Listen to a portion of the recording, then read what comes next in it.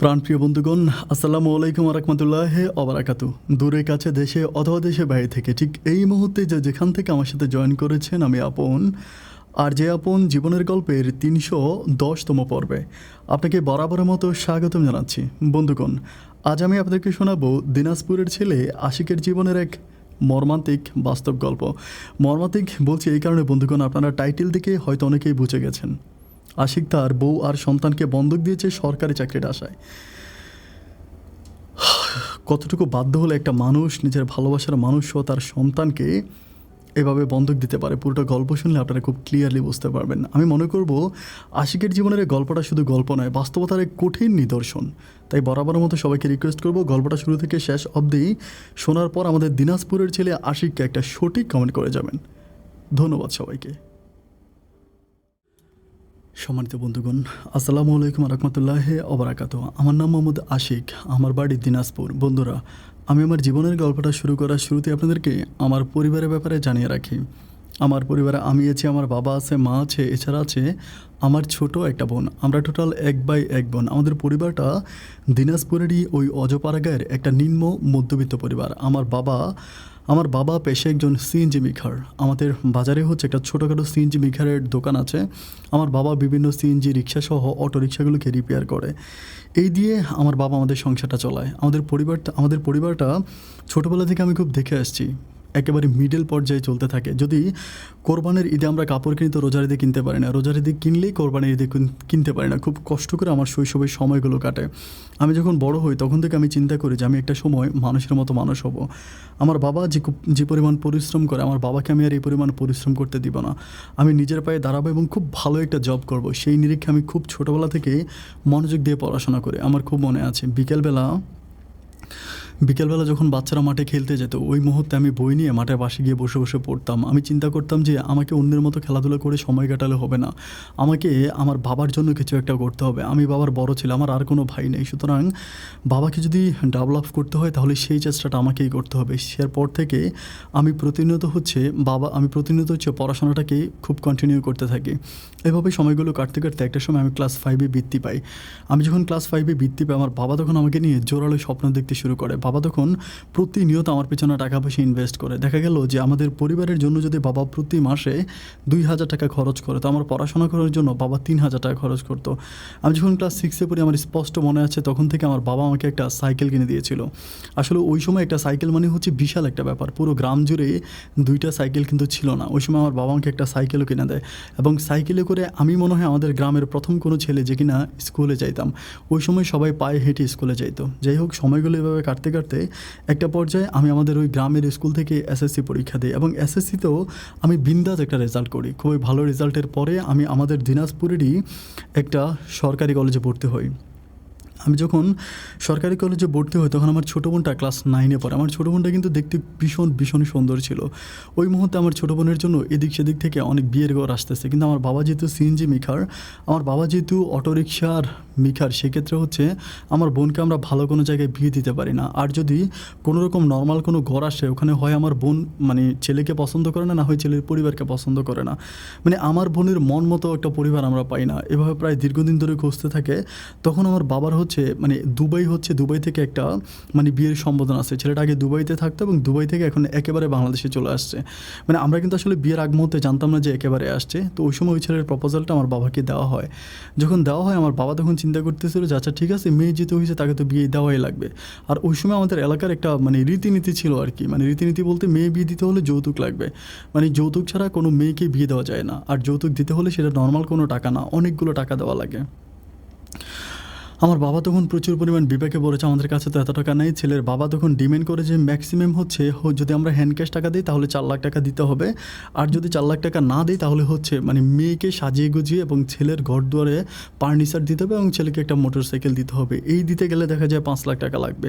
5 লাখ টাকা দিয়ে আমরা এটা কমপ্লিট করতে পারবো না। তো সেই ক্ষেত্রে আব্বা চিন্তা করলো যে আমরা 5 লাখ টাকা দিয়ে এত কিছু দেওয়ার দরকার কি, আমরা হচ্ছে 4 লাখ টাকাই দিব, হ্যান্ড ক্যাশ 4 লাখ টাকা দিয়ে দিব, তারপরে বিয়ে হয়ে যাবে।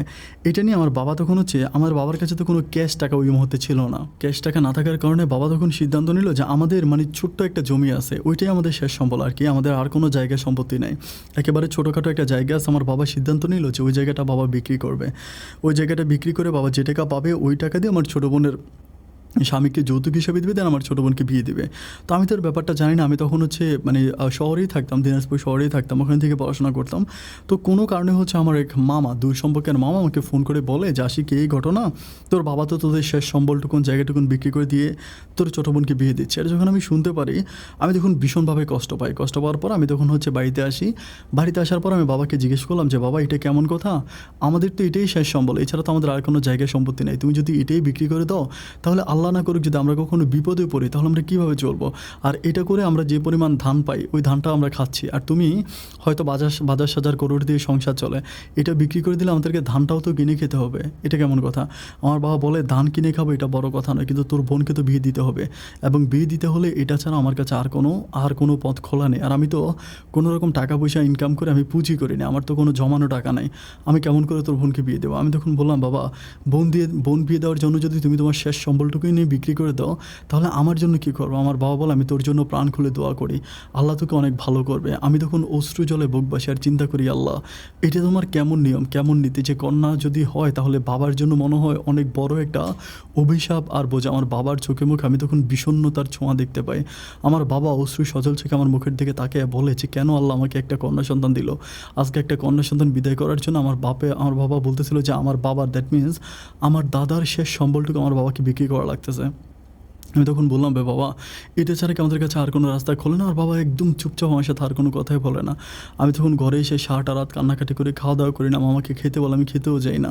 আমি তখন চিন্তা করতেছি যে এমন কোনো উপায় কি বের করা যায় না যে উপায়টা বের করলে কোনোভাবে আমাদের জায়গাটাকে রক্ষা করা যায়, কারণ জায়গাটা যদি আমরা বিক্রি করে দিই জীবনও আর এমন একটু জায়গা কিনতে পারবো না, এটাই আমাদের শেষ সম্বল। আমি তখন এর পরের দিন বিকেলবেলা আমি তখন হাঁটতে হচ্ছে মানে ছেলের গ্রামের দিকে যাই, মানে ছেলে যে গ্রাম আছে ছেলে গ্রামের দিকে যায়। আর আমি শুনেছিলাম যে ছেলের যে বাবা উনি নাকি মোটামুটি মানে খুবই ধার্মিক মানুষ, মানে মসজিদে 5 ওয়াক্ত নামাজ পড়ে এবং যথেষ্ট ইমানদার একজন ব্যক্তি। আমি তখন চিন্তা করলাম যে এত ইমানদার একজন ব্যক্তি কেমন করে তার ছেলেকে যৌতুকের বিনিময়ে বিয়ে দিচ্ছে, ব্যাপারটা তো আমার কাছে ভীষণ তাজ্জব মনে হচ্ছে।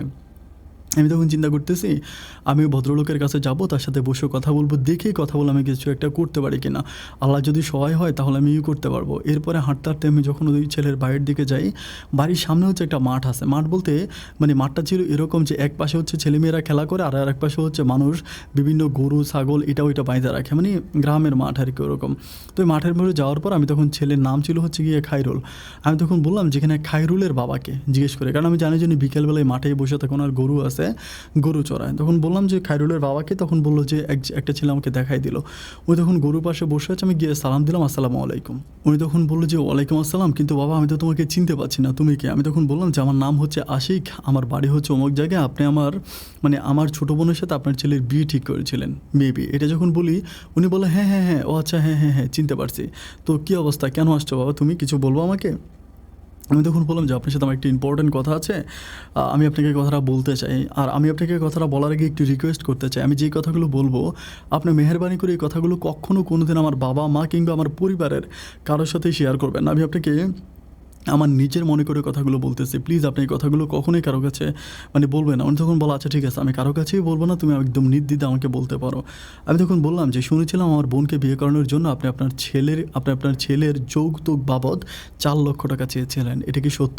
উনি বলে হ্যাঁ সত্য। আমি বললাম যে তো আপনি নাকি 5 ওয়াক্ত নামাজ পড়েন, একজন ইমানদার ব্যক্তি, দিন দুনিয়া সম্বন্ধে আপনি এত কিছু বোঝেন, তাহলে আপনি এরকম কাজটা কেন করতেছেন? আপনি যদি এটা করেন আপনি তো পরকালে আল্লাহর কাছে দায় থাকবেন। আমাদের ইসলাম রীতিনীতিতে যৌতুক বলতে তো কোনো প্রথা নাই, আর আমার সরকারও তো এটাকে অ্যালাউ করে না। উনি তখন আমাকে বলে বাবা তোমার সমস্ত কথা আমি জানি, আমি 5 ওয়াক্ত নামাজ পড়ে, আমি ইমানদার ব্যক্তি এবং আমাদের এলাকায় সবগুলো মানুষ আমাকে খুব ভালো জানে, কিন্তু কী করবো বলো, তোমার মানে যে ছেলের সাথে মানে তোমার বোনের বিয়ে ঠিক করেছি ওই ছেলে আগে দুবাইতে থাকতো এবং দুবাই থেকে আসছে, তার কাছে কোনো জমানো টাকা পয়সা নেই, একেবারে বেকার, কোনো রকমের টাকা নেই। এখন যদি বিয়ে করাইতে হয় তাহলে তোমাকে এভাবেই করাইতে হবে।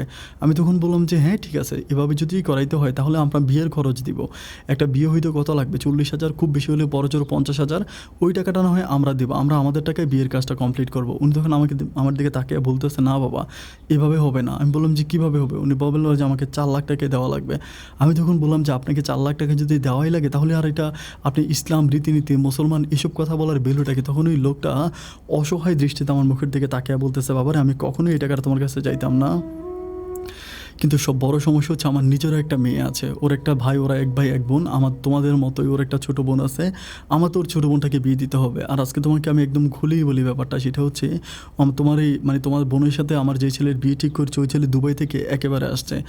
আমি এই প্রথম জানতে পারি যে এই লোকটা একেবারেই বিদেশ থেকে একবারে আসছে, আর আগে কিন্তু আমি জানতাম না।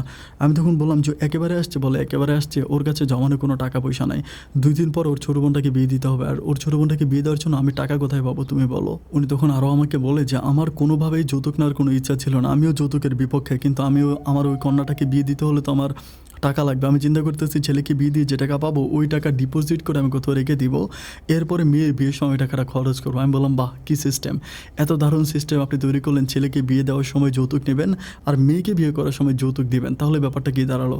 যৌতুকেরই সমাজ হয়ে গেল না? উনি তখন আমাকে বলতেছে যে এছাড়া আমি কী বা করতে পারি। আমি তখন অনেকক্ষণ ধরে চুপচাপ ওনার এই কথাগুলো সহ্য করতেছিলাম। করার পরে আমার নিজের মাথায় তখন দারুণ একটা আইডিয়া আসলো। আইডিয়াটা এরকম, আমি বলতেছি যে আঙ্কেল আমি আপনাকে আমার বাবার মতো মনে করি, আপনি আমার বাবার সমতুল্য, আমি আপনাকে একটা অফার করতে পারি, প্রস্তাব করতে পারি, আমি জানি না আপনি আমার প্রস্তাবটা কবুল করবেন কিনা। উনি বলে আচ্ছা বলো। আমি বললাম যে আমি এসএসসিতে অনেক ভালো রেজাল্ট করেছি এবং ক্লাস 5-এ আমি বৃত্তি পেয়েছি, আমি অমুক কলেজে পড়াশোনা করি এবং আমি মোটামুটি খুব ভালো একটা স্টুডেন্ট। আপনি যদি চান, আমি চাই না যে যৌতুকের কারণে আমার বোনের বিয়েটা ভেঙে যাক, অথবা যৌতুক দিয়ে আমার বোনের বিয়েটা হোক, আমি চাই যৌতুক ছাড়াই আমার বোনের বিয়েটা কমপ্লিট হোক। সেই ক্ষেত্রে আমি আপনাকে বলতে পারি যে আপনার যেহেতু একটা ছোটো মেয়ে আছে, আপনার ওই ছোটো মেয়েটাকে আমার কাছে বিয়ে দেন, আমি আপনার কাছ থেকে 1 টাকাও যৌতুক নেব না, এবং আপনি আপনার ছেলেটাকে আমার ছোটো বোনকে বিয়ে করান, আর সেক্ষেত্রে আপনিও কোনো যৌতুক নিয়েন না। এটা যখন বলি ভদ্রলোক তখন আমার মুখের দিকে তাকিয়ে আছে, একদম চুপচাপ আমাকে বলতেছে যে তুমি অনেক ভালো মানুষ, কিন্তু তুমি কি একটা আবার ভেবে দেখেছো এটা কে মানবে? তোমার বাবা মানবে? আমি বললাম যে আমার বাবা মানবে কি মানবে না এটা আমি জানি না, তবে আমি আপনাকে এটা কথা দিচ্ছি যে আমি আপনার মেয়েকে বিয়ে করবো এবং 1 টাকাও আমি আপনার কাছ থেকে যৌতুক নেব না, আর আপনিও আপনার ছেলেকে আমার বোনকে বিয়ে করান, প্লিজ কোনো যৌতুকের কথা বললেন না। উনি তখন বলে যে আলহামদুলিল্লাহ, তোমার প্রস্তাবে আমি রাজি আছি, তুমি তোমার বাবার সাথে কথা বলো। এরপরে রাতের বেলায় ঘরে গেলাম, ঘরে গিয়ে আমি বাবাকে ব্যাপারগুলো বললাম যে বাবা এই ঘটনা, এখন আমি চাচ্ছিলাম কি এভাবে করার জন্য। আমার বাবা তখন আমাকে বলতেছে তোর কি মাথা ঠিক আছে নাকি? আমি বললাম যে কেন? আমার বাবা বলতেছে যে এটা হবে না। আমি বললাম যে কেন? আমার বাবা বলে যে এত তালিবালির দরকার নাই, এত তালিবালি করতে গেলে তোর বোনের বিয়েটাই ভেঙে যাবে, এর চেয়েও বেটার হয় কি আমরা জায়গায় বিক্রি করে ওদেরকে টাকা দিয়ে দিই, তোর বোনকে বিয়ে দিয়ে দিই, আমাদের গ্রামে 8-10টা মেয়ের বিয়ে যেভাবেই হোক তোর বোনের বিয়ে তো একইভাবে হবে, তাই না? আমি তখন বললাম বাবা গ্রামে কার বিয়ে কেমন করে হয়েছে এটা আমার দেখার দরকার নেই, আমি মনে করি যে আমার বোনের বিয়েতে আমি কোনো রকমের যৌতুকের স্পর্শ রাখবো না, যৌতুক ছাড়াই আমি আমার বোনের বিয়ে দেবো। আমার বাবা তখন আমার উপরে প্রচণ্ড রকমের ক্ষেপে যায়, আমার দিকে একেবারে অগ্নি চোখে তাকিয়ে বলতেছে আমি তোকে এই জন্য জন্ম দিয়েছিলাম, তুই তোর বোনের বিয়ে ভেঙে দিবি? আমি বললাম যে হ্যাঁ, যদি যৌতুকের বিয়ে হয় তাহলে এই বিয়ে আমি আমার বোনকে করতে দিব না, এই বিয়ে হবে না।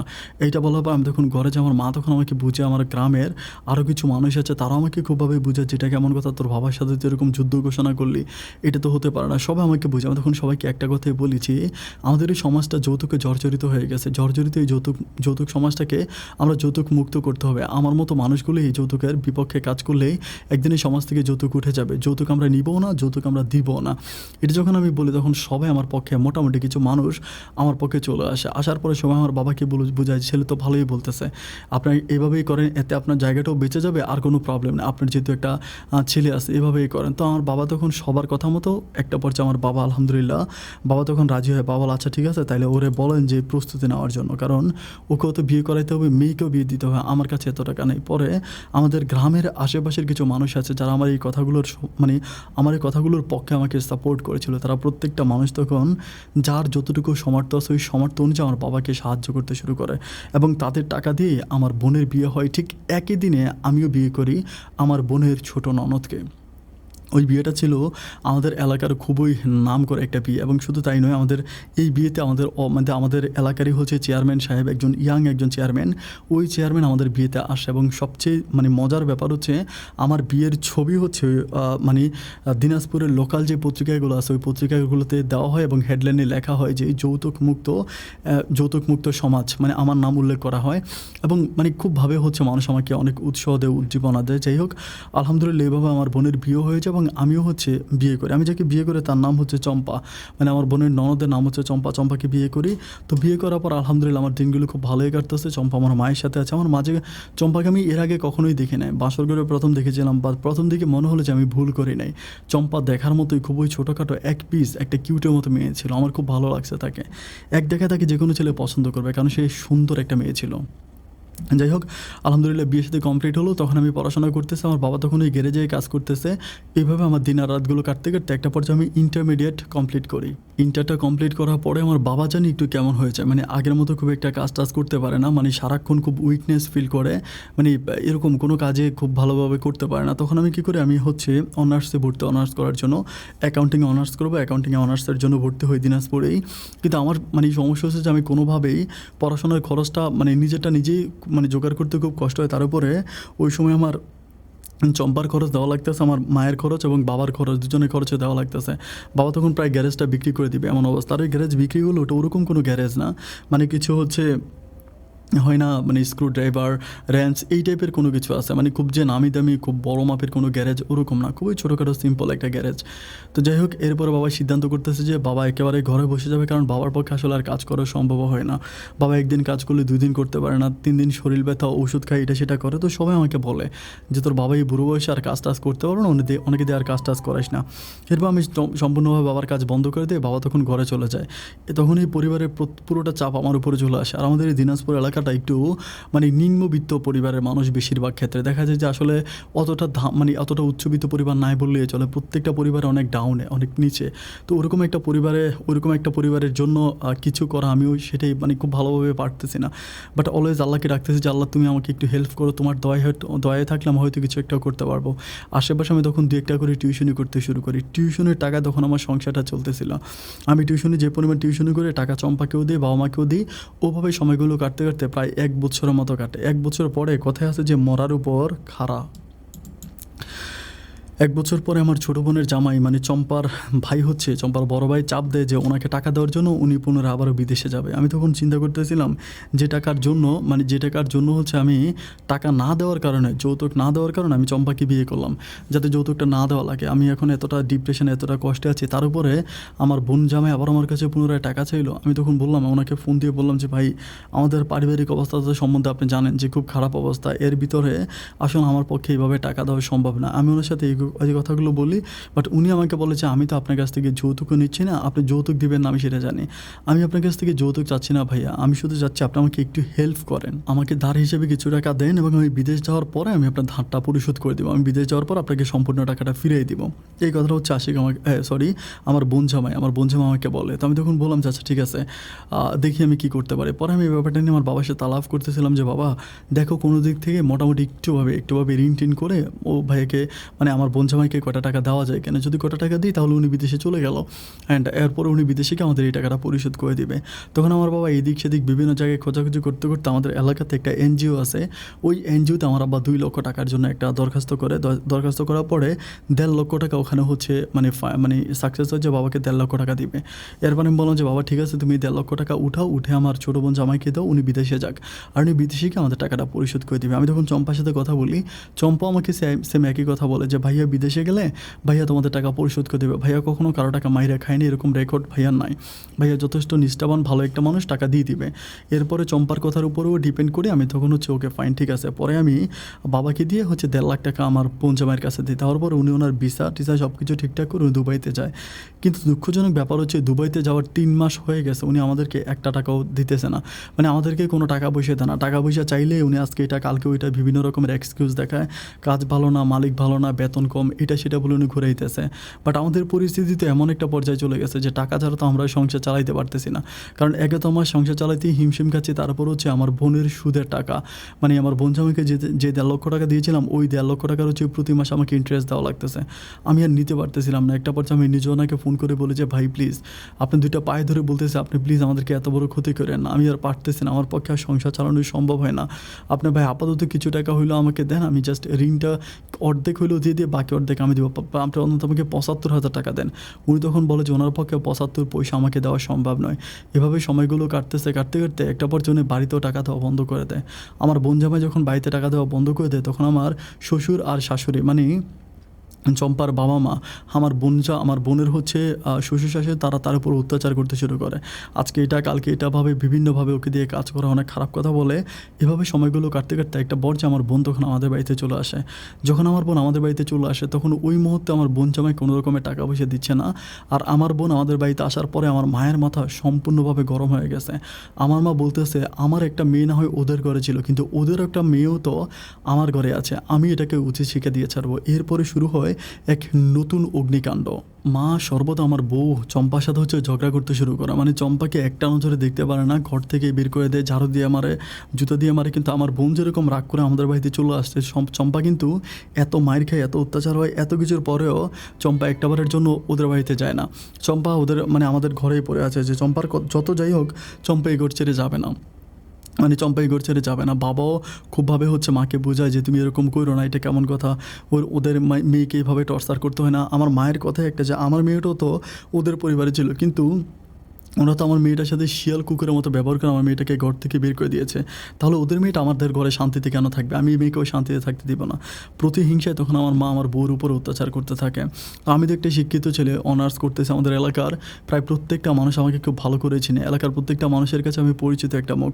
সবাই তখন আমাকে বলতেছে যেটা কেমন কথা, তোর মা আর তোর বউ অলওয়েজ ঝগড়াঝাটি করে।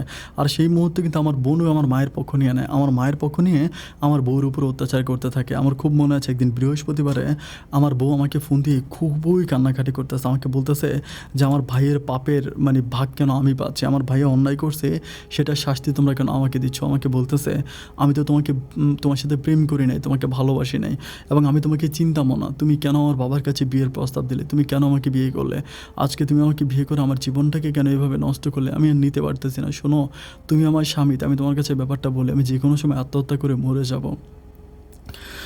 আমি দুনিয়াতে আর বেঁচে থাকবো না, কারণ আমার পক্ষে এই দুনিয়াতে বেঁচে থাকা আর সম্ভব না। আমি আর কতটুকু সহ্য করবো? প্রতিটা মুহূর্তে শিয়াল কুকুরের মতো আমার উপর অত্যাচার হচ্ছে, আমি অত্যাচারগুলো আর নিতে পারতেছি না। আমি হয় ট্রেনের নিচে মাথা দিব, না হয় আমি ফাঁসি দিয়ে মারা যাব। আমি তখন তাকে বুঝাই যে দেখো তুমি মন খারাপ করো না, আমি কিছুদিনের মাঝে একটা ব্যবস্থা করব। এরপরে আমি এর পরের দিন আমি বাড়িতে যাই, বাড়িতে গিয়ে মাকে বলি যে মা তুমি এগুলো কী করতেছো, আমি ওখানে টিউশনি করে, আমি পড়াশোনা করে, আমি সময় পাই না, তারপরেও এত কষ্ট করে আমি আসছি, তুমি এগুলো কেন করতেছো, এগুলো করে তুমি কী পাচ্ছ? আল্লাহর রাস্তায় মা এগুলো বন্ধ করো, তোমার এগুলোর কারণে চম্পাও কিন্তু ঘর থেকে বেরিয়ে যাবে। আর আমার বোনের সাথে ওরা যা করেছে, তুমিও যদি এই চম্পার সাথে তা করো, তাহলে ওদের মাঝে আর তোমার মাঝে তো কোনো পার্থক্য রইল না গো মা। আমার মা তখন আর আমার কোনো কথাই শুনতে রাজি না। মায়ের কথাই একটা, ওরা আমার মেয়ের সাথে যে পরিমাণ অত্যাচার করেছে, যা করেছে, আমি সেম গোলে ওদের মেয়ের সাথে করবো। আমার মেয়েকে যেমন করে স্বামীর ভাত খেতে দেয় নাই, আমিও তোর বউকে তোর ভাত খেতে দেবো না। আমি মাকে বুঝাই, কোনোভাবেই কাজ হয় না। কিন্তু আমি তো শিক্ষিত ছেলে, চাইলে মায়ের গায়ে হাত তুলতে পারি না, মাকে বকাও দিতে পারি না। অশ্রু সদল চোখে তখন বুক বাসাই। দুই দিনের মতো মাকে আর বউকে বাবাকে বোঝানোর জন্য খুবই চেষ্টা করি, বাট পরিশেষে আমি অক্ষম অবস্থায় আবারও পুনরায় দিনাজপুর শহরে ফিরে আসি। এবং তখন বোবার মতো হয়ে যায়। অলওয়েজ আমার বউ আমাকে একটা ফোন দিয়ে বলে, মা আমাকে ফোন দিয়ে আরেকটা বলে, বাবা একটা বলে, ছোটো বোন একটা বলে, আমি একেবারে পাগল হয়ে যাওয়ার মতো উপক্রম হয়ে গেছি। এরকম করে যেতে যেতে একটা পর্যায়ে আমি মোবাইল ফোনটাই বন্ধ করে দিই। যখন মোবাইল ফোন বন্ধ করি 2 দিন পরে হচ্ছে চম্পা তখন আমার মানে আমি যেখানে থাকতাম আমার জায়গাটা কিন্তু চম্পা চিনে, চম্পা ওখানে চলে আসে। আসার পরে বলতেছে তুমি কী বুঝে মোবাইল ফোনটা বন্ধ করে দিলাম। আমি তখন বললাম যে কী করবো বলো, আমি আর কতটুকু সহ্য করবো না, তোমাকে সহ্য করতে পারতেছি না, মাকে সহ্য করতে পারতেছি, আমার পক্ষে আমি এগুলো নিতে পারতেছি না। আমাকে বলে তুমি একটা কাজ করবা। আমি বলি কী কাজ? আমাকে বলে যে তুমি আমার জন্য এখানে তোমার পাশে একটা বাসা ভাড়া করো, আমরা দুজনে একসাথেই থাকবো। আমি তখন বললাম যে দেখো আমার বর্তমান যে পরিস্থিতি নুন আনতে পান্তা পোড়ায়, আমি যদি তোমাকে নিয়ে এখন ভাড়া থাকি তাহলে আব্বা আম্মা কী বলবে? আব্বা আম্মা বলবে যে আমি তাদের উপরে রাগ করে তোমাকে নিয়ে আসছি। তাহলে মানুষ আমাকে আরও বাজে কথা বলবে। আমি না এই কথাগুলো সহ্য করতে পারবো না। প্লিজ তুমি আমাকে মাফ করে দাও, আমি এটা করতে পারবো না। ও আমাকে বলে, এটা তুমি কেমন কথা বলতেছো? তুমি আমার স্বামী, তুমি আমাকে রাখতে পারবা না? তুমি আমাকে জাস্ট এখানে রাখো, আমি এখানে থাকি, অ্যান্ড আমি এখানে থাকলে তো তোমার কোনো প্রবলেম নাই। আর আমি প্রয়োজনে কোনো একটা ছোটোখাটো চাকরি করবো, চাকরি করে ঘর ভাড়া ম্যানেজ করে নিব। আমি তখন তাকে বলতেছি যে না, এটা আমি পারবো না। খুবভাবে রাগারাগি করতে করতে ঘড়িতে সময় তখন প্রায় রাত 9টার মতো বেঁচে গেছে। অ্যান্ড রাত 8টার পরও হচ্ছে আমাদের এলাকাতে যাওয়ার জন্য আর কোনো সিএনজি পাওয়া যায় না। মানে তখন রাস্তা থেকে আর কোনো সিএনজি পাওয়া যায় না। আমি তখন তাকে বলতেছি, এখন কী করবা? তুমি যে 9টা পর্যন্ত এখানে থেকে গেলো, আমাকে বলো আজকে আমি এখানেই থাকবো। তো আমি যেখানে থাকতাম এটা ছিল একটা হোস্টেলের মতো। মানে এখানে কিছু বিশ্ববিদ্যালয় বা কিছু কলেজের ছাত্ররাও থাকতো, কিছু কর্মজীবী মানুষও থাকতো, এরকম আর কি। তো এরকম পরিস্থিতির মধ্যে তো আমি তাকে নিয়ে থাকতে পারি না, কারণ আমি যে রুমে থাকি এই রুমে আমরা টোটাল 4 জন থাকি। তো যাই হোক, আলহামদুলিল্লাহ আমার যে 3টা ভাই আছে আমার রুমে থাকতো, তারা অত্যন্ত আমাকে মানে বিশ্বাস করে, ভালোবাসে।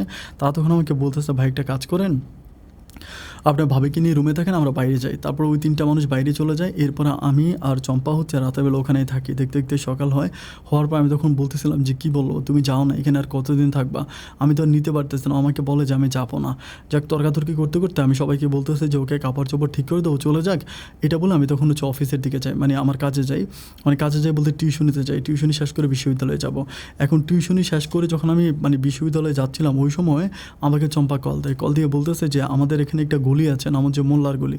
আমাকে বলতেছে তুমি একটু মোল্লার গলির ওদিকে আসো। আমি বললাম যে কেন? ও আমাকে বলতেছে যে মোল্লার গলির ওখানে অনেক ভালো একটা বাসা পাইছে, আমরা এখানে থাকবো। আমি তখন বলতেছি কী বলতেছো তুমি? আমি তো তোমাকে বললাম বাড়িতে চলে যাওয়ার জন্য, তুমি থাকবো মানে? ও আমাকে বলে যে না, মোল্লার গলি এখানে একটা মানে কম দামে ভালো বাসা পাইছি, তুমি একটু আসো, আমাকে এটা বলে। তো যখন খুবভাবে রিকোয়েস্ট করে আমি তখন ওখানে যাই। যাওয়ার পর দেখলাম যে হ্যাঁ, ও ওখানে একটা বাসার সামনে দাঁড়িয়ে আছে, 2 প্লেটের মানে 2 রুমের একটা ঘর, খুবই ছোটোখাটো, মানে ভাড়াও কম আছে। আমাকে বলতেছে যে এই ঘরটা তুমি নিয়ে নাও, দেখো আমি বাড়িতে যাবো, আম্মার সাথে আবার ঝগড়া হবে, আব্বার সাথে ঝগড়া হবে, আমি আব্বা আম্মাকে প্রয়োজনে বলবো না আমি কোথায় আছি, তারপর তুমি আমাকে এখানে রেখে দাও, তুমি আমাকে বাড়িতে পাঠাও না। ও খুবভাবে কান্নাকাটি করার পর আমি তখন একটা পর্যায়ে বললাম যে ওকে ফাইন, ঠিক আছে, তুমি যদি এরকমই করে বলতেছো, ঠিক আছে তুমি থাকো। এরপর আমি কী করি, তাকে হচ্ছে ওখানে রেখে দিই। মানে মোল্লারগুলো ওখানে রাখার পরে ও তো ওখানে থাকতেছে খুব ভালো, আমিও থাকতেছি। মানে এর পরের দিনে মা আমাকে কল দেয়। মা বলতে আমার ছোটো বোনের মোবাইল থেকে কল দেয়। কল দিয়ে আমাকে বলতেছে কিরে বৌমা কোথায়? আমি বললাম যে ও তো ওদের বাড়িতে চলে গেছে। আমি বললাম ওদের বাড়িতে চলে গেছে, তো চম্পার কথা আমি বললাম যে ওদের বাড়িতে চলে গেছে। ঠিক তারই 1 ঘন্টা পরে মা আমাকে আবার কল দেয়। কল দিয়ে বলতেছে আমি তো তোর বোনকে দিয়ে ওই বাড়িতে কল দিয়ে এলাম, ওরা তো বলতেছে ওদের মেয়ে ওদের বাড়িতে নাই, ওদের মেয়ে কই? আমি তখন বললাম যে আমি কি জানি ওদের মেয়ে কই, তুমি না জানো? অলওয়েজ তার সাথে ঝগড়া করতে, এখন কি সে মরে গেল না কোথায় চলে গেল? এটা আমি কীভাবে বলবো? আমার বোন তখন মোবাইল ফোনটা টান দিয়ে নিয়ে বলতেছে ভাইয়া নাটক করো না, তুমি সত্যি করে বলো ও কই আছে? আমি তখন বললাম যে ও এখানে চলে আসছে, এখন আমি ওকে একটা ঘর ভাড়া করে দিছি।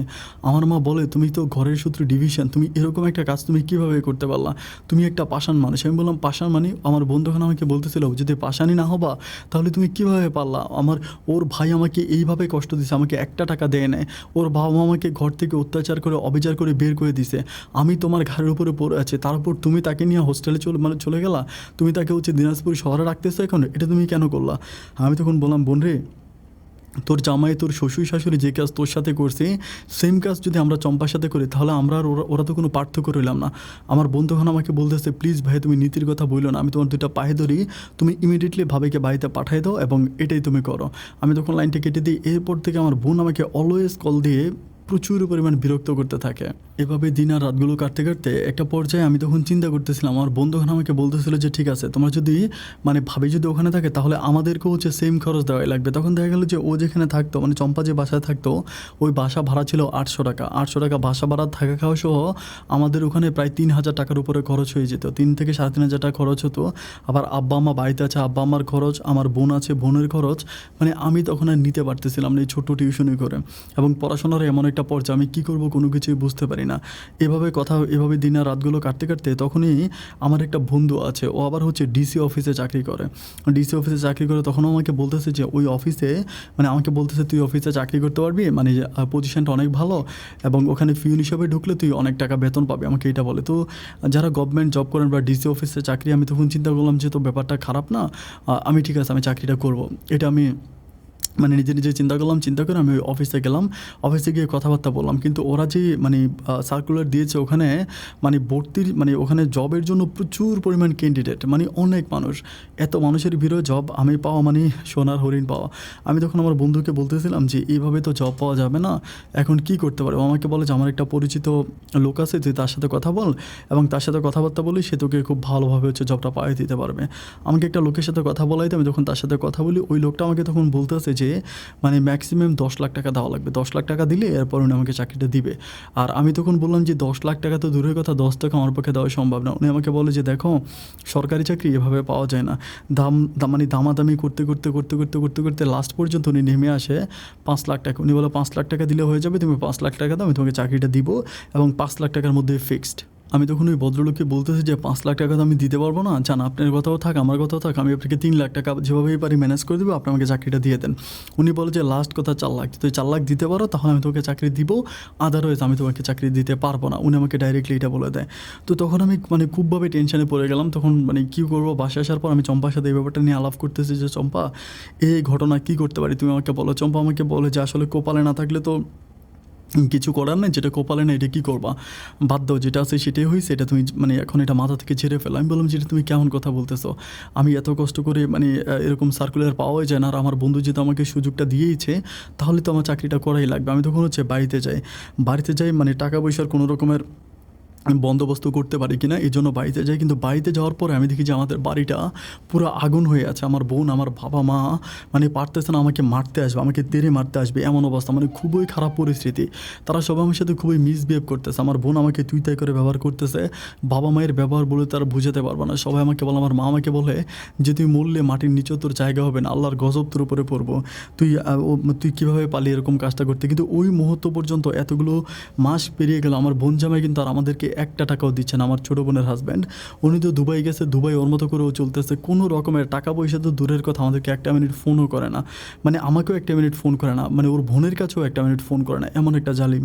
তো যাই হোক, আমি তখন আব্বা আমার কাছে খুবভাবে রিকোয়েস্ট করি যে আমাকে অন্তত 3 লাখ টাকা না পারো 1 লাখ টাকা হলেও জোগাড় করে দাও কোনো দিক থেকে, আমি একটা গভর্নমেন্ট চাকরি পাইছি, এরকম চাকরিটা অনেক ভালো। আমি তো খুবভাবে তাদেরকে বুঝাই। আমার বাবা মা তখন দুজনে আমার উপরে খুব ক্ষিপ্ত হয়ে যায়। তাদের কথাই একটা যে না, তারা এই ধরনের কাজ কখনোই করতে পারবে না, তারা আমাকে কোনোভাবেই কোনো টাকা পয়সা দিতে পারবে না।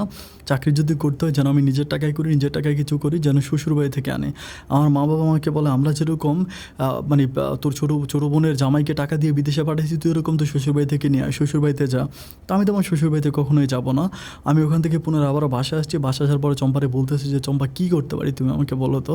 আমি তখন কোনো উপায় বুদ্ধি পাচ্ছিলাম না। এভাবে কাটতে আমাদের এলাকার হচ্ছে একজন মানে পরিচিত মুখ, আর কি পরিচিত মুখ বলতে উনি এমনি সবাইকে হেল্প করে, কেউ কোনো বিপদে পড়লে হেল্প করে। ওই লোকটাকে আমি একদিন দেখতে পাই যে আমাদের এখানে মানে আমাদের থানার সামনে দিয়ে হেঁটে যাচ্ছে, কোনো একটা কারণে মনে হয় আসছে। ওনার নাম হচ্ছে জাবেদ কাকা। আমি তখন জাবেদ কাকাকে বলে ডাক দিলাম, ওই তখন দাঁড়ায়। আমি তখন বললাম যে কাকা ভালো আছেন? বলে ভালো আছে। আমি বললাম যে কাকা একটা বিপদে পড়ছি, একটু সাহায্য করবেন? উনি বলে যে কী বিপদ? আমি বললাম যে এরকম একটা ভালো চাকরি পেয়েছিলাম, চাকরিটা অনেক ভালো, ডিসি অফিসের চাকরি, এখন মানে অল্প কটা টাকার ঘোষ লাগবে, 3 লাখ টাকা, 3 লাখ টাকা পাইতেছে না, কী করবো বলেন তো? উনি আমাকে বলে যে কী করবো, এখন আমার কাছে তো ওরকম টাকা পয়সা নাই। আমি তখন বললাম যে দেখেন না কাকা, আমি মানে সুদের উপরে হইলো লাভের উপর হইলো আমাকে টাকাটা উঠিয়ে দেন। তো উনি আমাকে বলে যে ডিসি অফিসে চাকরি করবা, বেতন পাবা 5,000, 6,000, 8,000 টাকা, পিওনের চাকরি, তো সেখানে তুমি আবার এই ঋণ দিবা কেমন করে? আমি তখন বললাম আল্লাহ একটা না একটা উপায় তো বের করে দিবে। আমি এখন যে চাকরি করতেছি এটা করে তো আমি সংসার চালাইতে পারতেছি না। কাকা প্লিজ পারেন না, যদি পারেন আমাকে আপনি একটু হেল্প করুন। উনি তখন আমাকে বলে যে আচ্ছা আমার কাছে তো অত টাকা নাই, ঠিক আছে আমি ব্যাপারটা নিয়ে তোমার সাথে কথা বলবো পরে, আমাকে এটা বলি। তখন চলে যায়, ফোন নাম্বারটা দিয়ে যায়। ওই দিন রাতে আমি ওনাকে আবারও কল দিই।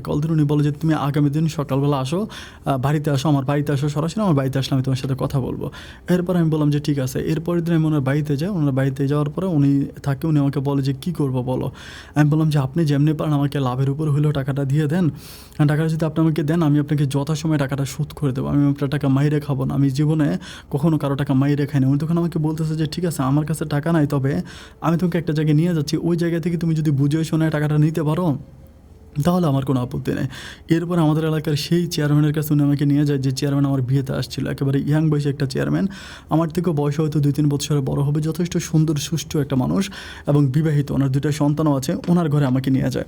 ওনার ঘরে যাওয়ার পর তখন আমি ওনাকে বলি যে এই ঘটনা, আমি তো আপনাদের এলাকারই ছেলে, আমি আপনাকে ভোট দিয়েছি এবং আপনি আমার বিয়েতেও গিয়েছেন, পত্রিকা আমার নাম আসছে, আমি যৌতুক বিরোধী কাজ করেছি, এরকম এরকম মানে সব কিছু বলি। বলার পর আমাকে উনি খুব ভালো করে চিনতে পারে। চিনতে পারার পরে বলে, আচ্ছা ঠিক আছে, সবই ঠিক আছে, কিন্তু আমি যে টাকাটা দিব এটার তো একটা আমার জামানত লাগবে। আমি তখন বললাম, জামানত মানে? আমি তো জামানত বুঝি না। উনি বলে যে হ্যাঁ, আমি যে তোমাকে টাকাটা দিব, তুমি আমাকে টাকা যদি ফিরাই না দাও তখন আমার কী হবে?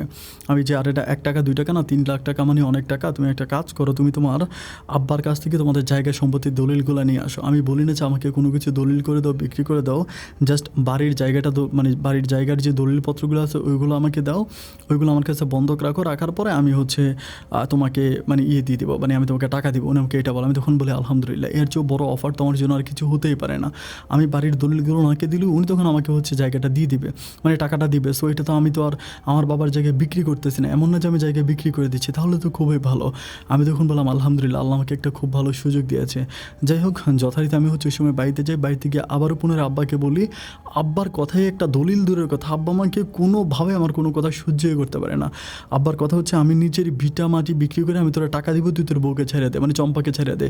চম্পাকে ছাইড়া দিলে টাকা পয়সা যা লাগে আমি সব কিছু তোর দেবো, আদারওয়াইজ তুই যদি চম্পাকে নিয়ে থাকিস তাহলে আমরা 1 টাকাও 3 টাকাতে মানে দলিলপত্র কোনো কিছুই তোকে দিতে পারবো না, টাকা পয়সাও দিতে পারবো না। খুবভাবে রিকোয়েস্ট করার পরও বাবা তখন আমাকে 1 টাকাও দেয় না। আমি তখন কান্না করতে করতে সেই চেয়ারম্যানের কাছে আবারও যাই, গিয়ে বলি যে কাকা, আপনি তো আমার চিনেন যে আমি আপনাদের এলাকারই ছেলে, আমি তো মানে ভীষণ ভালো একটা ছেলে। আমি ক্লাস 5-এ বৃত্তি পেয়েছি, এসএসসিতে ভালো রেজাল্ট করেছি, ইন্টারও আমার খুব ভালো একটা রেজাল্ট হয়েছে। এখন মানে আপনি যদি আমাকে এই উপকারটা করেন, আমি সারা জীবন আপনার কাছে ঋণী থাকবো, কারণ আমার কাছে এছাড়া কোনো রাস্তায় খোলা নেই। উনি আমাকে বলে যে না, কিছু তো একটা আমাকে দিতে হবে, কিছু একটা না দিলে আমি তো আর বাবা তোমাকে এইভাবে টাকা দিতে পারি না। আমি তখন বললাম যে আচ্ছা ঠিক আছে, আপনি বলেন আমি কি করতে পারি। আমি স্টাম্প মানেন, আমি স্টাম্পে সিগনেচার দিই। বলেছি স্টাম্পের কোনো ভ্যালু নাই, আজকে তুমি স্টাম্পে সিগনেচার দিবা, কালকে টাকা দিবা না, এরপর আমি কী করতে পারবো? আর স্টাম্পের এখন আর আগের মতো গ্র্যান্টেড হয় না কোনো কাজে, কারণ স্টাম্প মানুষ অনেক সময় দেখা যায় কি যে জোর করে একজন আরেকজনের কাছ থেকেও স্টাম্প নিয়ে নেয়। সুতরাং স্টাম্পের কোনো ভ্যালু নাই। তুমি যদি টাকা নিতে হয় তাহলে আমাকে কোনো একটা কিছু জামানত দিতেই লাগবে। তখন আমার যে জাভেদ কাকা আছে, যে কাকা আমাকে চেয়ারম্যানের কাছে নিয়ে যায়, উনি তখন আমাকে ডাক দিয়ে বলতেছে যে একটা কাজ কর, তোর একটা ভালো বুদ্ধি দে, বুদ্ধিটা কাজে লাগা।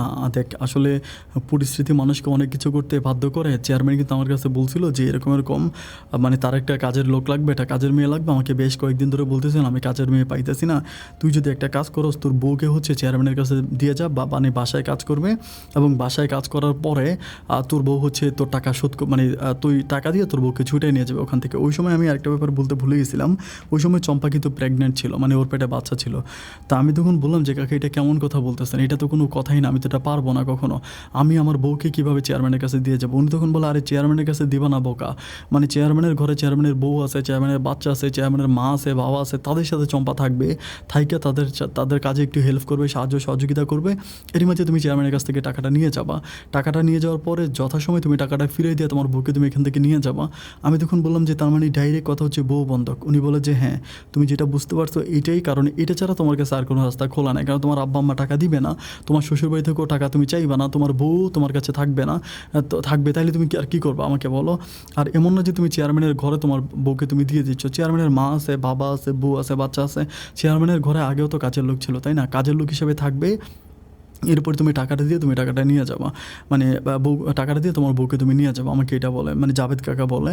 ওনার কথাগুলো শোনার পর আমার তখন চোখের পানিগুলো টলমল করতেছে। আমি নিজের চোখের পানি ধরে রাখতে পারি নাই, যেটা কেমন কথা, আমার নিজের বউকে বন্ধক দিয়ে তারপর টাকা নিতে হবে।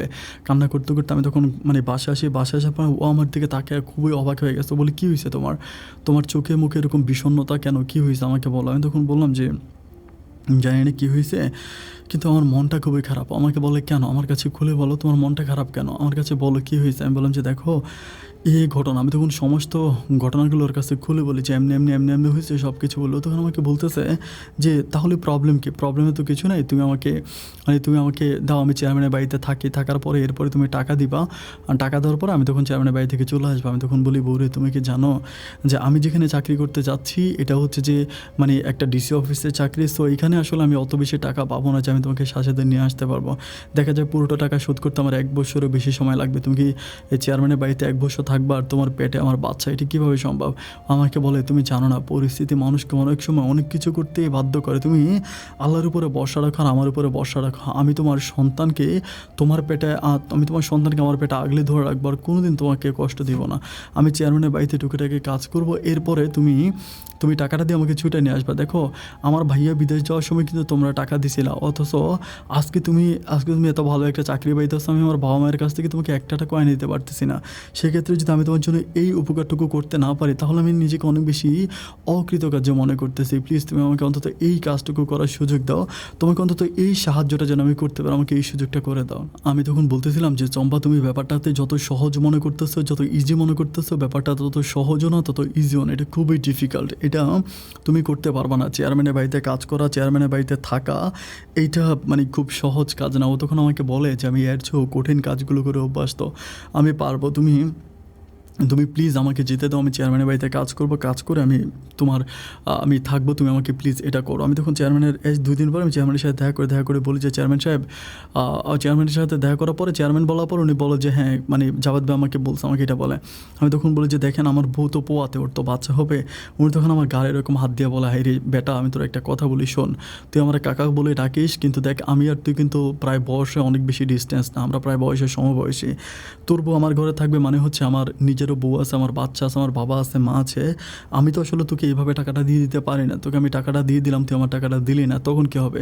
তোর বউ আমাদের ঘরে থাকুক আর আমি তো তারা বাইদা রাখতেছি না, তারা হাতে পায়ে বেঁধে রাখতেছি না। তোর সাথে একটা ছোটো স্টাম্প হবে, স্টাম্পে লেখা থাকবে তুই তোর টাকা দিয়ে তোর বউকে তুই নিয়ে যাবি, এটা স্টাম্পে লেখা থাকবে, স্টাম্পের মাধ্যমে আমি তোকে টাকা দিব, তোর বউকে তুই আমার কাছে দিয়ে যাবে, জাস্ট বন্ধক বাবদ। ও আমার ঘরে কাজ করা লাগবে না, কিচ্ছু করা লাগবে না, আমি ওকে আমার নিজের বোনের মতো আগলে রাখবো, তুই আমার উপরে এই বিশ্বাসটা রাখ। উনি যখন আমাকে এই কথাটা বলে তখন আমার নিজের মাঝে একটু সাহস আসে। আমি তখন বলি যে আচ্ছা ঠিক আছে। আমি তখন আমার বউকে বলি যে বাবু, আমি চেয়ারম্যানের সাথে কথা বলেছি, চেয়ারম্যান আমাকে এটা বলেছে, আর চেয়ারম্যান আমাকে বলেছে যে উনি তোমাকে কোনো দিনও কোনো কাজ করাবে না, কোনো কষ্ট দিবে না, তুমি জাস্ট ওনার বাড়িতে থাকবা, আমি জাস্ট টাকাটা পরিশোধ করে তোমাকে ওখান থেকে নিয়ে আসবো।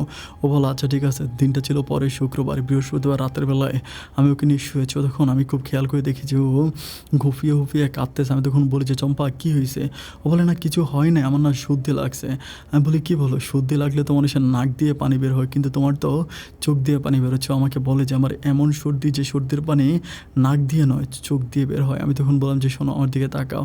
ও তখন তাকাচ্ছে না। জোর করে মোবাইলের আলোটা যখন আমি ওর মুখের মধ্যে দিলাম, আমি দেখলাম যে অশ্রু সজল, মানে অশ্রু চোখে, মানে অশ্রু পড়তে পড়তে ওর বালিশটা প্রায় ভিজে গেছে। আমি তখন হাত দিয়ে ওর ওই পাশে গিয়ে খুব কষ্ট করে ছোটো বাচ্চা মতো শুয়ে ওর মুখের দিকে তাকে বলতেছি, বউ রে ও বউ, আমি কখনোই চাই না তোমাকে এভাবে দিতে, কিন্তু বিশ্বাস করো।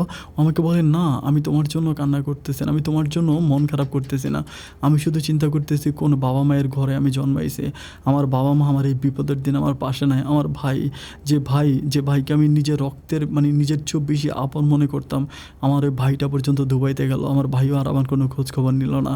তোমার চাকরির জন্য আজ আমাকে বন্ধক যাওয়া লাগতেছে। আমি বললাম না আমি তোমাকে বন্ধক দিতে চাইনি, তো আমি তো মানা করছি, তুমি তো নিজেই আমাকে বলতেছো তুমি বন্ধকে যাবো, তুমি আমার দোষ কেন দিচ্ছ? আমাকে বলে না এটা ছাড়া তোমার আর কাছে কোনো রাস্তা খোলা নাই। আমি তখন বললাম চাচা বাদ দাও, তোমাকে যাওয়া লাগবে না। ও আমাকে তখন বলতেছে তুমি উল্টাপাল্টা কথা বলো না, উল্টাপাল্টা কাজ করো না, কালকে সকালে তুমি আমাকে চেয়ারম্যানের বাড়িতে নিয়ে যাবো, আমি চেয়ারম্যানের বাড়িতে থাকবো, এবং আমার উপর তুমি এই বিশ্বাসটা রাখো যে কোনো দিন তোমার এই ইজ্জত আমার কোনো কিছুই বা ক্ষয় হবে না, আমি তোমার জন্য ওয়েট করবো। যাই হোক, দেখতে দেখতে সকাল হয়, এরপরে শুক্রবার হয়। শুক্রবারে ফজরের নামাজটা অনেক লম্বা হয়, আপনারা জানেন। ফজরের নামাজের সময় মসজিদে হুজুর অনেক দোয়া দরুদ পড়ে। আমি মসজিদে যাই, দোয়া দরুদ পড়ে যখন আমি আসার পরে আমি দেখি যে আমার বউ রেডি হয়ে বসে আছে। আমি তখন শুধু আমার বউকে দেখতে পাচ্ছি আমার বউয়ের পেটে একটা আমার অনাগত সন্তানটা শোয়া আছে। আমি তখন বাধ্য হয়ে তাকে বললাম যে তুমি যেও না প্লিজ। আমাকে বলে যে না তুমি আমাকে আটকাও না, আমি জানি তুমি আমাকে অনেক ভালোবাসো, আমাকে তুমি তোমার জীবনের চাইতে বেশি ভালোবাসো, কিন্তু বিশ্বাস করো এই কাজটা করা ছাড়া আমাদের কাছে দ্বিতীয় কোনো রাস্তা খোলা নাই। তোমার পরিস্থিতি আমি বুঝতেছি, তুমি মন খারাপ করো না, তুমি চলো। এরপরে শুক্রবারের সকালবেলা একটা টমটমে করে আমি তখন চেয়ারম্যানের বাড়িতে ওঠার পরে চেয়ারম্যানের বউকে দেখার পরে আমি বলি ভাবি, তখন উনি বলে যে হ্যাঁ চেয়ারম্যান সাহেব আমাকে বলছে ঠিক আছে সমস্যা নেই আপনি রেখে যান। আমি তখন বলি যে বাবু তোমার তো পেটে বাচ্চা, তুমি তো কোনো হার্ড কাজ করতে পারবে না, মানে যতটুকু পারো সফট কাজ করবো, আমি 2-1 মাসের মধ্যে টাকা ম্যানেজ করে ফেলবো যেভাবেই পারি, চাকরি হইলে প্রয়োজন আমি মানে আমার চাকরি থেকে আমি লোন নিতে পারবো। চাকরি যখন হবে ওই চাকরির উপর আমি লোন নিব, লোন নিয়ে আমি তখন হচ্ছে তোমাকে ছুটে আনবো। আমাকে বললো আচ্ছা ঠিক আছে। তো আমি তখন চেয়ারম্যানের কাছে আমার বউকে দিয়ে দিই, বউকে আমার চেয়ারম্যানের কাছে মানে চেয়ারম্যানের ঘরে দিয়ে দেওয়ার পরে চেয়ারম্যানের কাছ থেকে টাকা নেই। এবং ওখানেও চেয়ারম্যান ১০০ টাকার স্ট্যাম্প এবং ৫০ টাকার হলফনামা সহ ১৫০ টাকার স্ট্যাম্প আমার কাছ থেকে সিগনেচার নেয়। ওখানে স্পষ্ট লেখা থাকে যে মানে আমি আমার বউকে বন্ধক দিয়ে টাকা নিয়েছি এবং টাকা পরিশোধ করে আমি আমার বউকে চেয়ারম্যানের কাছ থেকে নিয়ে যাব।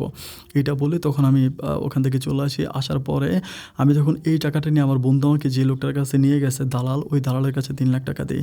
দিয়ে বললাম যে আমি ওনাকে শুধু এই কথাটুকুনি বলছি যে এই টাকাটা কোত্থেকে আনছি এটা আমি আপনাকে বলে বোঝাতে পারবো না। শুধু এই কথাটাই বলবো যে এই টাকাটা আমার অনেক কষ্টের টাকা, অনেক কষ্টের টাকা। আপনি আমাকে প্লিজ একটুখানি বুঝতে চেষ্টা করুন, যেভাবেই পারেন যত দ্রুত পারেন আপনি আমাকে চাকরিতে জয়েন করান। আপনার যদি আমাকে চাকরিটা হয়ে যায় তাহলে আমি চাকরির উপর আমি একটা লোন করবো, ওই লোন করে আমাকে অনেক বড় একটা জিনিস ছুটে আনতে হবে।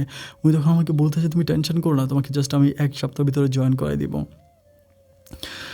একলা ঘরে শুয়ে শুয়ে তখন আমি কাঁদি। আরে আমার যখন রাতের বেলায় শরীরটা খারাপ লাগতো আমার বউ একটু পর আমার মাথায় হাত বোলাই দিত, আমার চুল টেনে দিত, আমার পায়ের কাছে দিয়ে আমার পাগুলো টিপে দিত, আমার আমার হাতের আঙুলগুলো টেনে দিত। অথচ আমার এই লক্ষ্মী বউটাকে আজ আমি বন্ধক দিয়ে রেখেছি চেয়ারম্যানের বাড়িতে।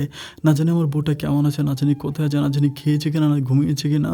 আমার তখন প্রচণ্ড রকমের কষ্ট হচ্ছে। ওই কষ্টটা আমি পৃথিবীর কাউকে বুঝাইতে পারবো না। কান্না করতে করতে যে কখন ঘুমিয়ে গেলাম আমি নিজেও বুঝতে পারি না। এভাবে ১ দিন ২ দিন ৩ দিন করে কাটতে কাটতে ১ সপ্তাহের মতো কেটে যায়, কিন্তু আমার জয়েনিং হয় না। ১ সপ্তাহ পরে আমি আমার বন্ধুকে বলি আমি তো ওই লোকের কাছে টাকা দিলাম, ১ সপ্তাহ কেটে গেল। আমাকে বলে আরে সরকারি চাকরি কি ১ সপ্তাহের মধ্যে হয়ে যায় নাকি? হবে বললেও তো অনেক সময় লাগে। আমি তখন বলতেছিলাম মানে কি কতদিন লাগবে? আমাকে বলে আরে হয়ে যাবে, তুই টেনশন করিস না, তুই আল্লাহর উপরে ভরসা রাখ। আর আস্তে আস্তে সময়গুলো পাস করতে ১৫ দিনের মতো কেটে যায়, কিন্তু এই ১৫ দিনেও আমার আর চাকরি হয় না।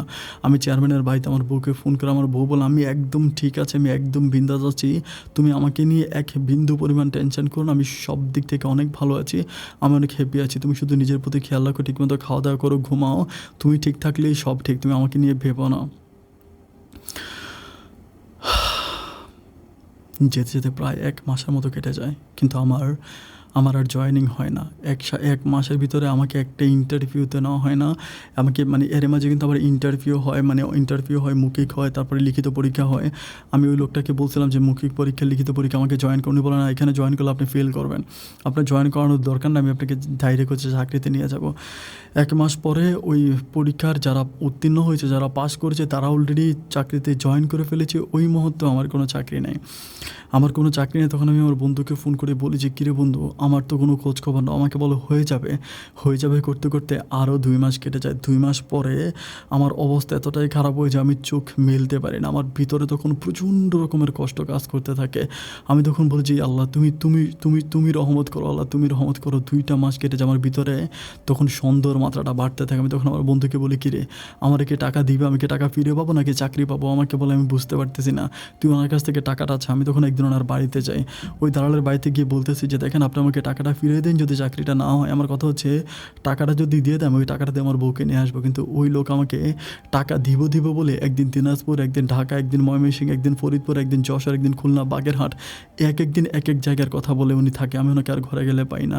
প্রায় ৪ মাসের মতো কেটেছে, আমি ওকে আর পাই না। এরই মাঝে আমার বউয়ের ঘরে চেয়ারম্যানের বাড়িতে একটা ফুটফুটে মেয়ে সন্তান হয়। আমার বউয়ের ঘরে একটা মেয়ে হয়, এবং আমার যেদিন মেয়েটা হয় সেদিন আমার বউ আমাকে বলে নাই। মেয়ে হওয়ার 2 দিন পরে আমার বউ আমাকে, আমি যখন কথা বলতেছি আমি একটা বাবুর কান্নার শব্দ শুনতে পাচ্ছি। আমার বউকে বলি যে বউরে কে কান্না করতেছে? ও বলে তোমার মেয়ে।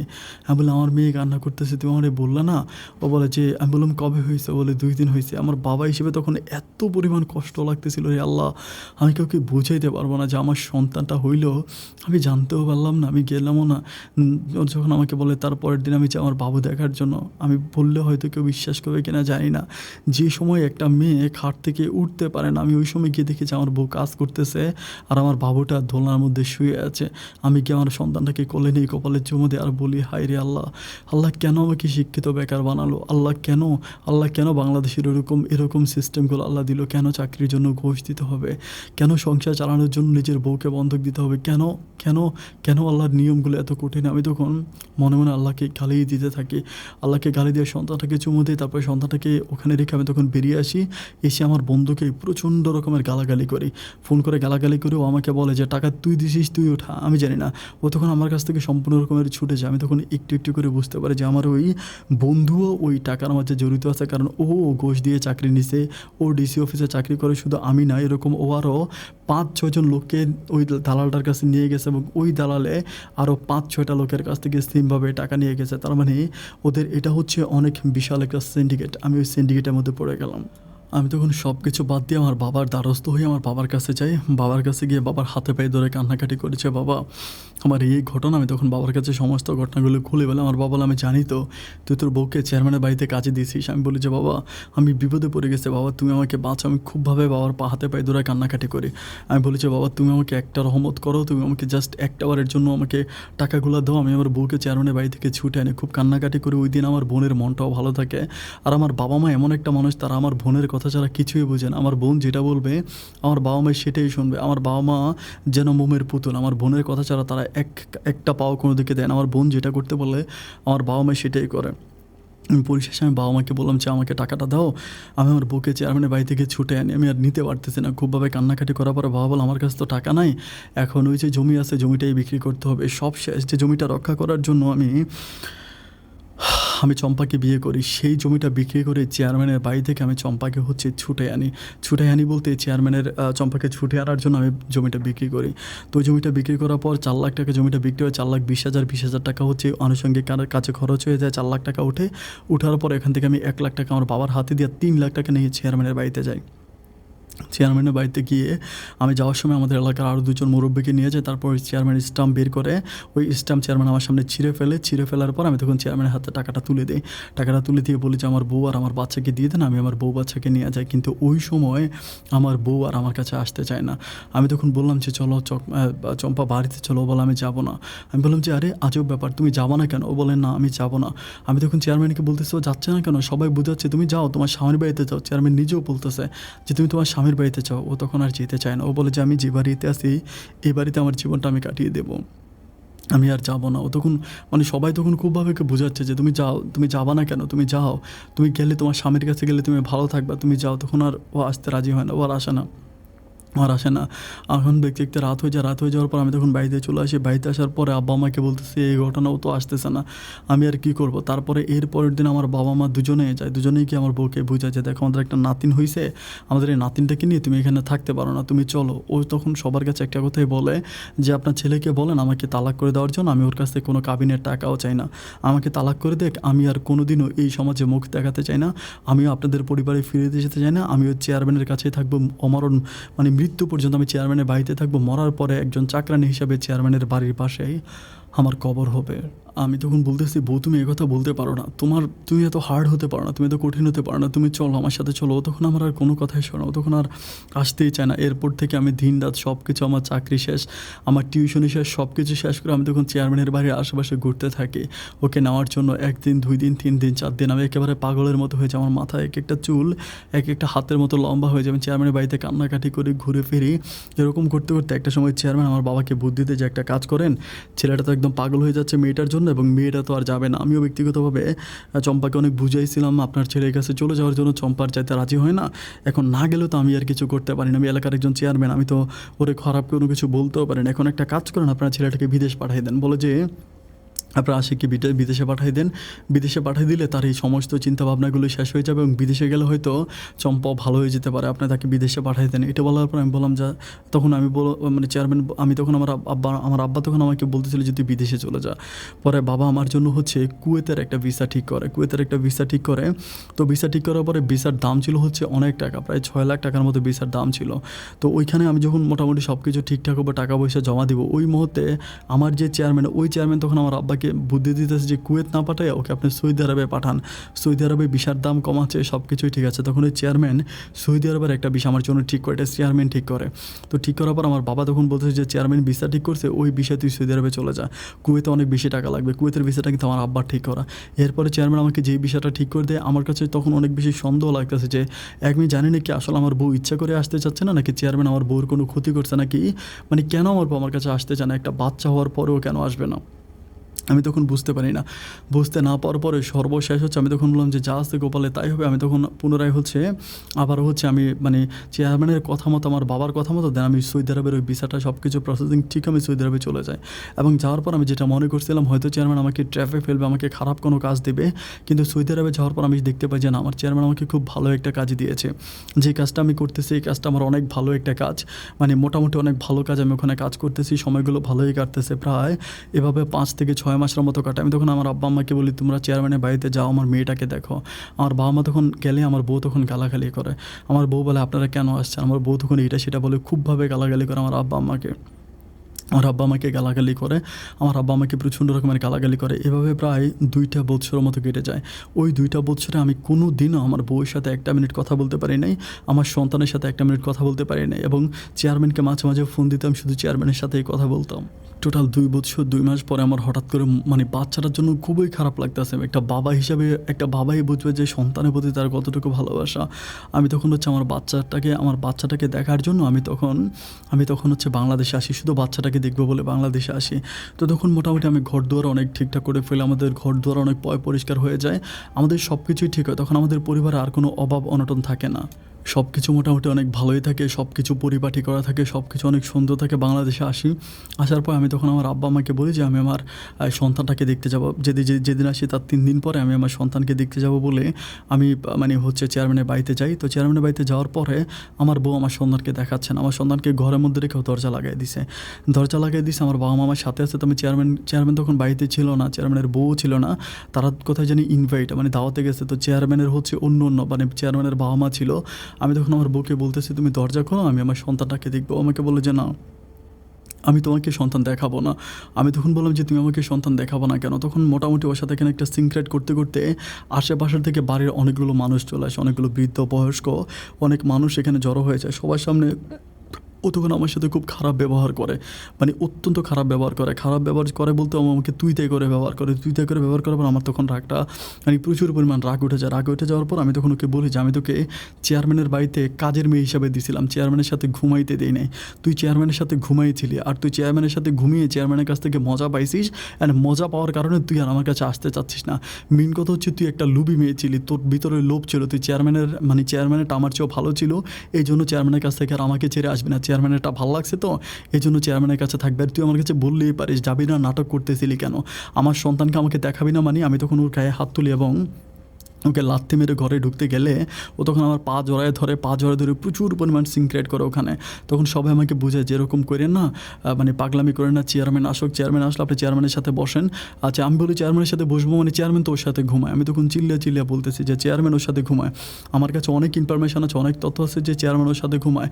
আর চেয়ারম্যান ওর সাথে ঘুমায় বলেই কিন্তু আমার বাড়িতে আসতেছে না, তা না হলেও আমার বিবাহিত স্ত্রী, আমার সন্তানের মা, তাইলে ও কেন আমার বাড়িতে আসবে না? সবাই আমাকে তখন বলতেছে যে পাগলামি করেন না, আপনি বাড়িতে যান। ওভাবেই সন্ধ্যার দিকে আমি তখন বাড়িতে চলে আসি। চেয়ারম্যান তখন আমাকে রাত প্রায় 10টার দিকে কল দিয়ে বলে কিরে তুই নাকি এরকম মানে আমাকে কল দিয়ে বলতে বাবাকে কল দেয় আর কি, বাবার নাম্বারে। পর আমি কথা বলি, আমি তখন বললাম যে চেয়ারম্যান সাহেব আপনি যেগুলো করতেছেন এগুলো ঠিক করতেছেন। আমাকে বলতেছে যে কালকে সকালের ভিতরে তোর বউকে আমার বাড়ি থেকে নিয়ে যাবে। কেমনি নিয়ে যাবি, কীভাবে নিয়ে যাবে এটা তুই জানোস। আমি এলাকায় সম্মানিত চেয়ারম্যান, তোর কারণে আমি এলাকাতে মুখ দেখাতে পারি না। তোকে আমি টাকা দিয়েছিলাম তোর চাকরির জন্য, কিন্তু এখন আমি শুনতেছি মানুষের কাছে আমি নাকি তোর বউকে আমি কিনে ফেলছি। মানে চেয়ারম্যান তখন আমার সাথে খুব খারাপভাবে ব্যবহার করা। আমি তখন শুনতে পাই যে চেয়ারম্যান আমার সাথে খারাপ ব্যবহার করার মানে একটা পর্যায়ে আমার বউ জানি কী বলতেছে, তখন চেয়ারম্যান আমার বউকেও গালাগালি করার পর যে চেয়ারম্যান একটা সময় লাইনটা কেটে দেয়। তখন আস্তে আস্তে পরের দিন শুরু হয়। সকালের পাখিগুলো কিচিমিচি করে খাদ্যের উদ্দেশ্যে বের হচ্ছিল, আর দূর থেকে ভেসে আসছিল মুয়াজ্জিনের কণ্ঠে আসসালাতু খায়রু মিনান নাহি, ফজরের আজান। ঠিক সেই মুহূর্তে দূর করে আমাদের গ্রামের মানুষগুলো চেয়ারম্যানের বাড়ির দিকে দৌড়ে যেতেছে। আমি তখন বললাম যে কী হয়েছে। মানুষের মুখে তখন আমি শুনতে পাইছি আমার বউ চম্পা নাকি গলায় ফাঁস দিয়েছে গতকাল রাতে।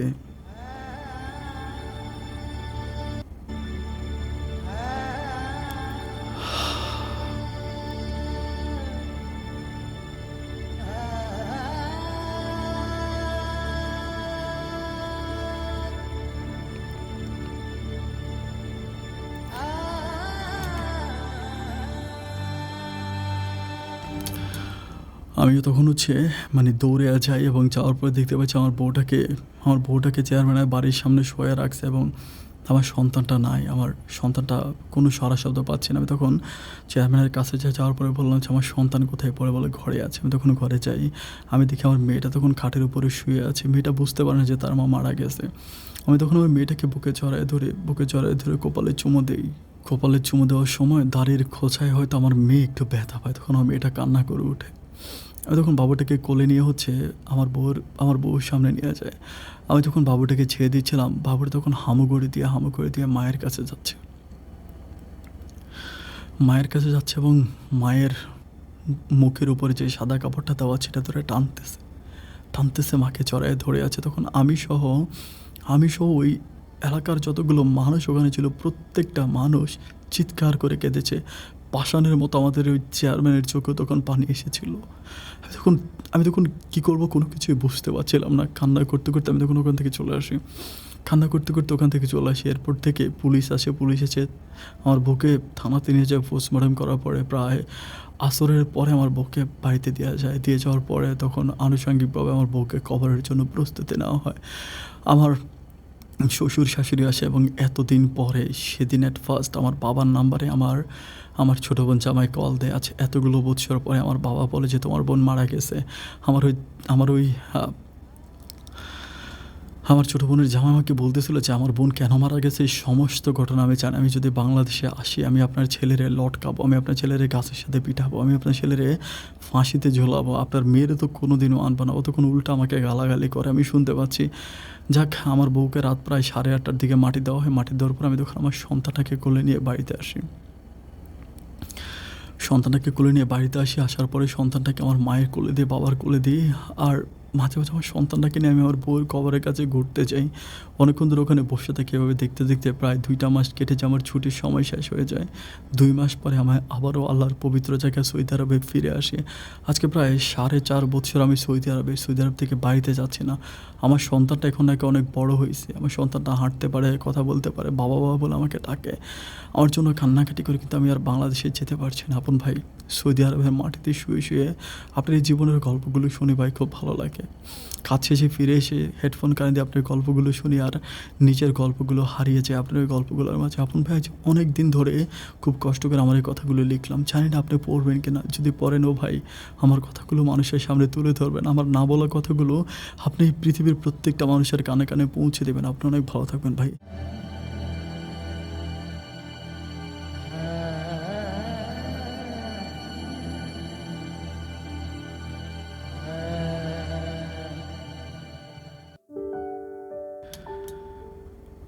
সুপ্রিয় বন্ধুগণ, সবাইকে অনেক বেশি ধন্যবাদ এতক্ষণ পর্যন্ত দিনাজপুরের ছেলে আশিকের জীবনের এই বাস্তব গল্পটা শুরু থেকে শেষ অবধি আমার মুখ থেকে শোনার জন্য। আশিক এই মুহূর্তে সৌদি আরবে আছে। তার মেয়ের জন্য দোয়া চেয়েছে। তার মেয়েটার নাম রেখেছে হচ্ছে সালমা। চম্পার মেয়ে সালমা। সালমার জন্য সবাই দোয়া করবেন। সালমা যেন আমার আজকের গল্পটা বন্ধুরা আমার বুকটা এত ভারী করে ফেলেছে যে আমি ঠিকমতো কথাই বলতে পারছি না।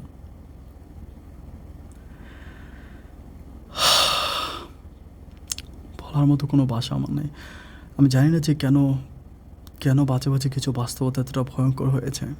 যাই হোক, আপনারা যারা গল্প শুনেছেন, অন্য কিছু যাই হোক, আশিকের জন্য একটা সান্ত্বনামূলকভাবে হলেও কমেন্ট করে যাবেন। আশিক যাতে তার জীবনটাকে আবার সুন্দর করে সাজাতে পারে, এবং আশিকের মতো যারা এই দুনিয়াতে আছেন, যারা আশিকের গল্পটা আজকে শুনেছেন, তারা নিজেদেরকে শক্ত করেন। এটাই জীবন আর এটাই জীবনের বাস্তবতা। এই নিয়ে আমাদেরকে সৃষ্টিকর্তার দেওয়া সময়গুলোকে কাটাতে হবে। বন্ধুগণ, আপনাদের ভালো থাকার প্রত্যাশা আমি আজকের মতো এখানে বিদায় নিচ্ছি। দেখা হবে অন্যদিন অন্য কারো বাস্তব জীবনের গল্প নিয়ে। আল্লাহ হাফেজ।